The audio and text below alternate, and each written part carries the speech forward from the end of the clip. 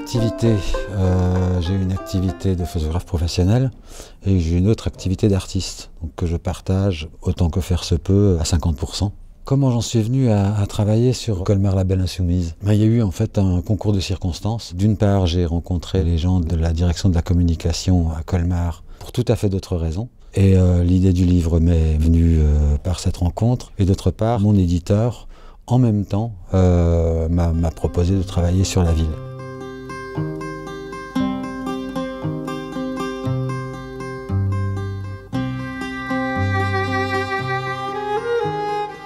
L'éditeur a lancé une collection sur des petites villes à gros patrimoine. L'année dernière, il a publié un livre sur Avignon et la deuxième ville donc était Colmar. Il s'agissait de rentrer dans l'esprit de cette collection qui était déterminée dès le départ. La base de mon travail, ça a été le livre qui a été publié sur Avignon. Moi, j'ai également travaillé en ayant la mise en page en tête dès le départ, ainsi que l'articulation des textes. Mais c'est tout à fait passionnant à faire, donc j'y ai passé énormément de temps.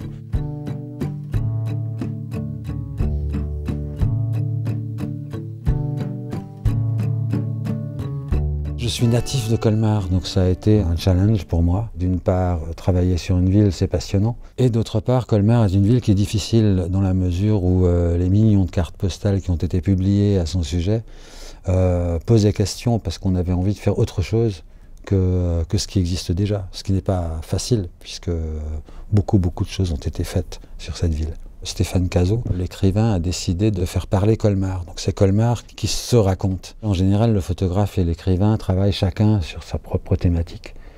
Ici, ça ne s'est pas passé comme ça. Ici, on a travaillé depuis le début, vraiment avec des échanges. Le texte s'est écrit en même temps que les images. C'est un livre que je trouve particulièrement intéressant, justement à cause de sa construction. L'image n'illustre pas le texte n'illustre pas les photos.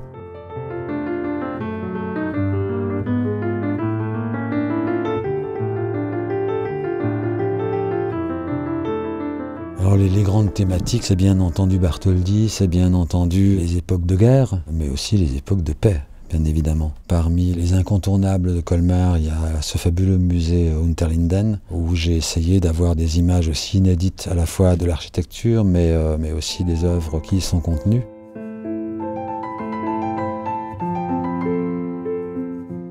Toutes les images sont faites pour ce livre, sur une période qui a duré à peu près 1 an et demi, 2 ans. La difficulté, ça a été de trouver un moyen de montrer des lieux hyper connus, des lieux hyper photographiés, d'une manière un petit peu différente. L'une des solutions a été d'utiliser une nacelle pour pouvoir se positionner sur des points de vue qui sont inédits, d'une part, et inaccessibles aussi au public. Ça permettait d'avoir une vision nouvelle d'une ville déjà très connue.